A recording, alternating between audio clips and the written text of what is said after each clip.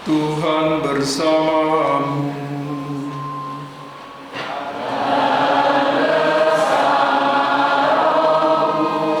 Inilah Injil Yesus Kristus menurut Matius.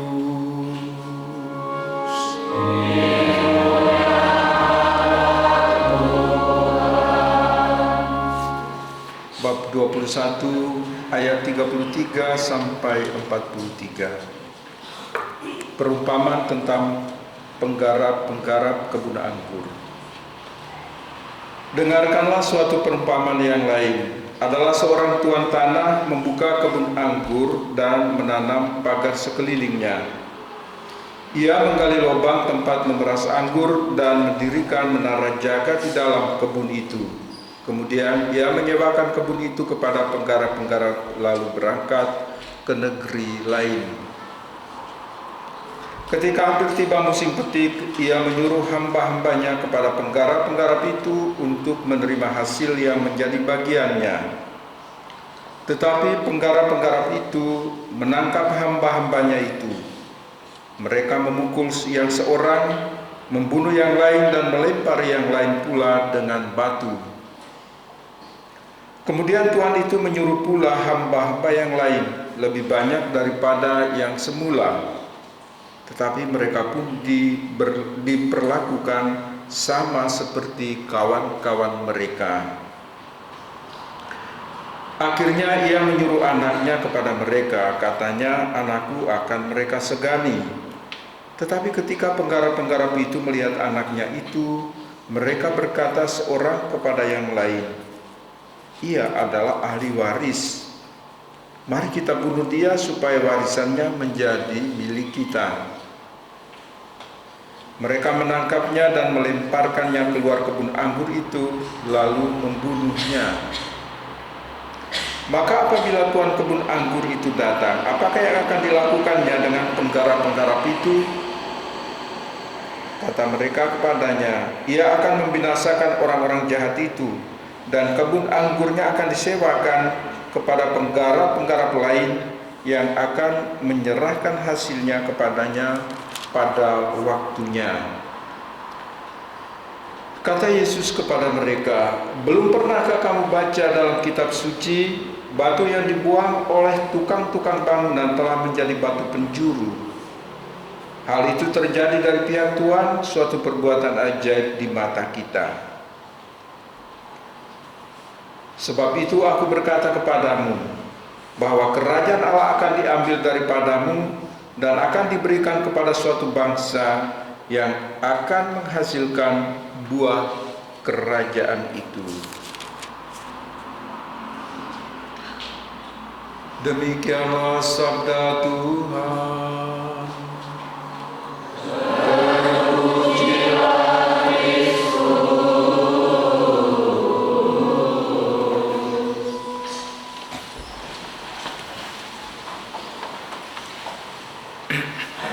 Bapak, Ibu, saudara-saudara sekalian yang terkasih di dalam Tuhan, mendengar bacaan-bacaan suci pada hari ini mengajak kita untuk melihat kehidupan kita, merefleksikan kehidupan kita, napak tilas kehidupan kita. Apakah hidup saya juga sudah memberikan buah yang baik yang diharapkan oleh Tuhan dari kita melalui rahmat sakramen pembaptisan dan rahmat-rahmat yang lain? Hidup kita itu memberikan buah berlimpah, yaitu buah-buah kebaikan yang Yesus katakan dalam Injil, dalam perumpamaan ini, dengan buah anggur yang baik. Dalam kitab Nabi Yesaya digambarkan bahwa yang dimaksudkan dengan kebun itu adalah bangsa Israel sebagai bangsa pilihan Tuhan, dan suku-suku Yehuda adalah anggurnya.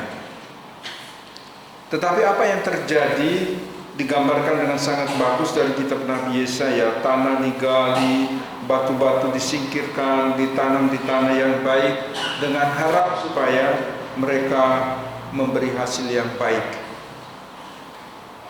tetapi yang didapat adalah kelaliman dan keonaran.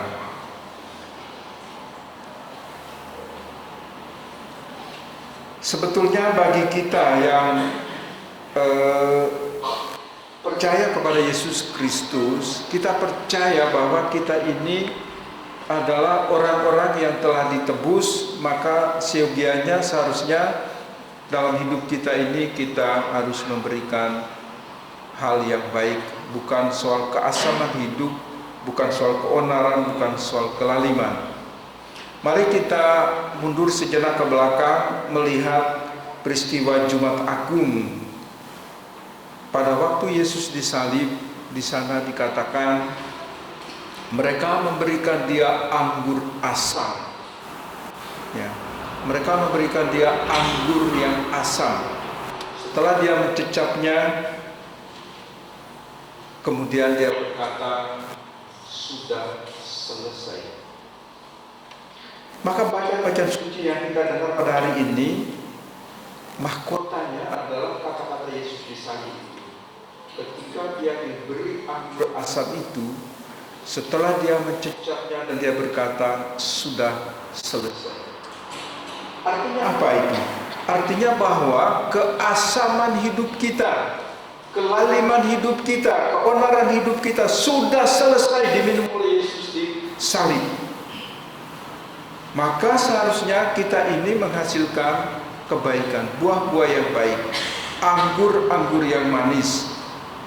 Keasaman itu sudah habis diminum oleh Yesus dan dia berkata, sudah selesai. Artinya penebusan itu sudah paripurna. Maka tinggal sekarang ini yang kita lakukan adalah pertobatan terus-menerus, baik secara pribadi maupun komunal, supaya kita selalu memberikan hal-hal yang baik dan positif di dalam kehidupan kita. Saya pikir tidak ada di antara kita yang luput dari kelemahan dan kekurangan. Tetapi gereja kudus menyediakan bagi kita satu sarana untuk selalu memberikan anggur yang baik, yaitu pertobatan. Maka tidak ada pilihan lain, Bapak Ibu, saudara-saudara sekalian yang terkasih di dalam Tuhan. Pertobatan yang terus-menerus itu yang harus kita lakukan, supaya apa yang dikatakan oleh surat Santo Paulus kepada jemaat di Filipi, dengan pertobatan terus-menerus kita memberi buah anggur yang baik, memberi anggur yang manis. Dan akhirnya saudara-saudara, kata Santo Paulus, semua yang benar, semua yang mulia, semua yang adil, semua yang suci, semua yang manis, semua yang sedap didengar, semua yang disebut kebajikan dan patut dipuji, pikirkanlah semuanya itu. Jadi kita hanya memikir hal-hal yang baik, menghasilkan buah-buah yang baik. Ketika kita sadar, yang pertama-tama ketika kita sadar bahwa kesalahan dan dosa-dosa kita yang dilambangkan dalam keasaman anggur itu telah habis diminum oleh Yesus Kristus, yang dia adalah batu yang dibuang oleh tukang-tukang bangunan, kata Yesus dalam bacaan Injil, ya, batu yang dibuang oleh tukang-tukang bangunan telah menjadi batu penjuru. Yesus mengutip dari kitab Mazmur 118 ayat 22 dan 23 tentang ini. Batu yang dibuang oleh tukang-tukang bangunan telah menjadi batu penjuru. Jadi Yesus menjadi batu penjuru itu bukan sesaat, bukan seketika, tetapi oleh para nabi sudah dinubuatkan berulang kali tentang hal ini. Maka sekali lagi kita menyadari bahwa keasaman hidup kita, pertama keasaman hidup kita sekali lagi telah habis diminum oleh Yesus, dan kita adalah orang-orang yang merdeka, orang-orang yang ditebus. Kesalahan dan dosa-dosa kita telah ditebus. Maka seharusnya baik di dalam keluarga, di dalam lingkungan kerja kita, di dalam masyarakat kita harus memberikan hal-hal yang baik dan positif, seperti kata Santo Paulus di dalam bacaan yang kedua. Semua yang manis, semua yang baik, semua yang adil, ini yang harus keluar dari kehidupan kita sebagai murid-murid Yesus Kristus. Bapak, Ibu, saudara-saudara sekalian yang terkasih di dalam Tuhan, jangan sampai apa yang seharusnya menjadi milik kita diambil dan diserahkan kepada yang lain, disewakan kepada yang lain, kata kitab suci. Jadi semua yang baik, kita semua telah ditebus. Harusnya kita memiliki sukacita, damai, keadilan. Ini hal-hal yang baik bagi kita. Tetapi jangan sampai kita tidak menghidupinya. Kita hanya memberi kelaliman, kita hanya memberi keonaran, kita hanya memberikan yang buruk. Akhirnya ini diambil, rahmat ini diambil dan diberikan kepada orang lain. Maka kita sebetulnya kita ini pemilik, ya. Kita ini pemilik.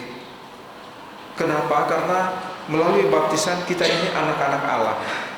Maka kita ini pemilik semua yang baik itu. Jangan sampai apa yang baik ini diambil dari kita dan diberikan kepada orang lain. Maka tidak ada pilihan lain, Bapak, Ibu, saudara-saudara sekalian yang saya cintai dalam Tuhan. Yang pertama, pertobatan terus-menerus dalam kehidupan kita. Kita membangun sikap tobat terus-menerus.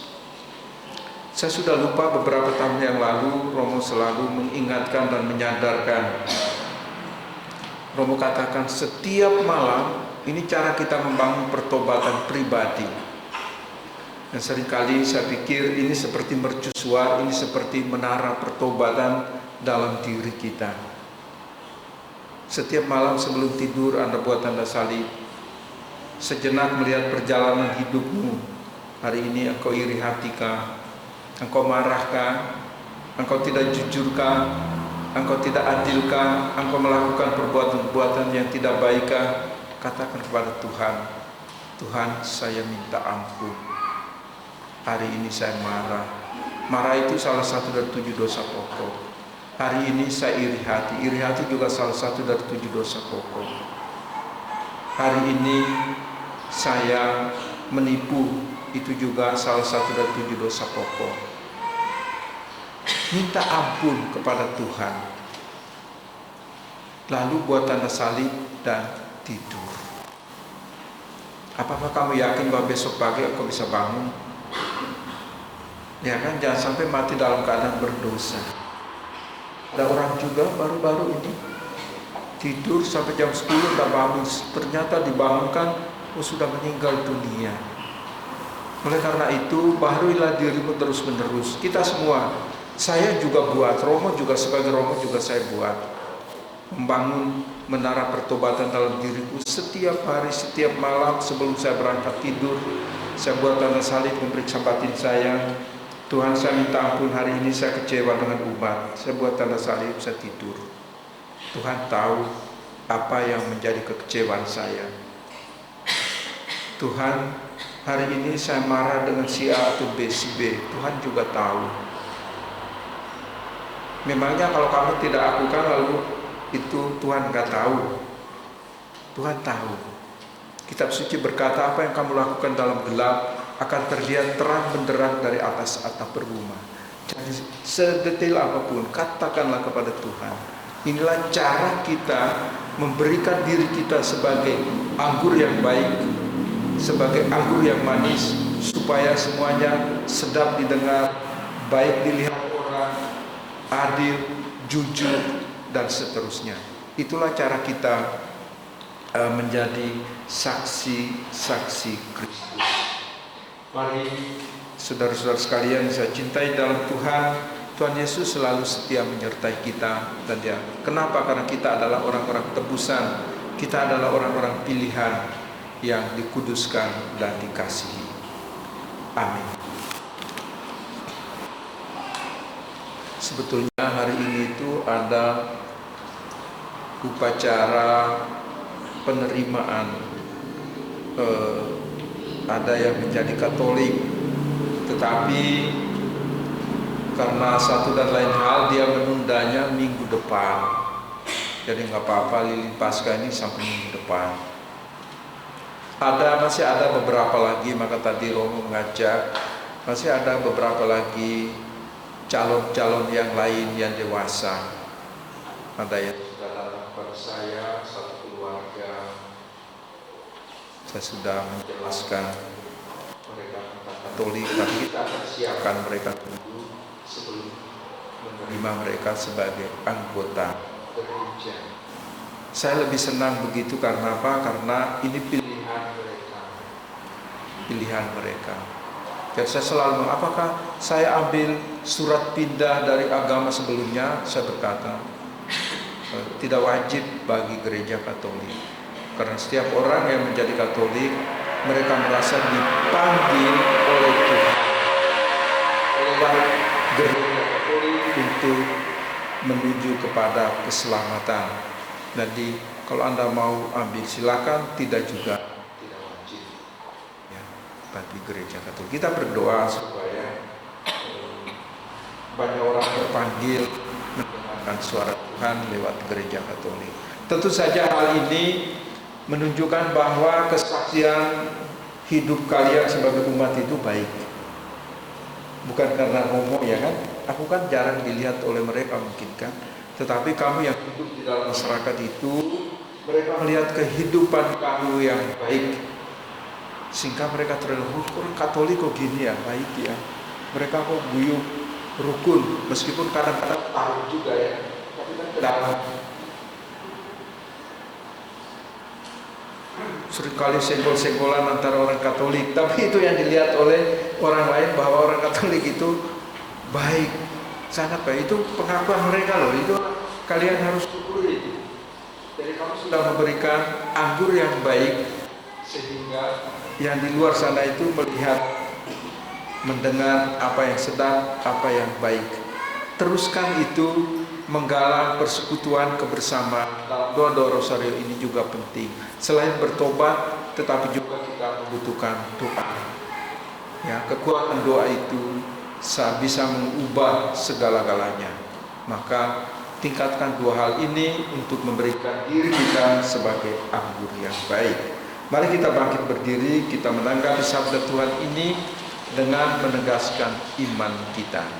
Aku percaya akan Allah,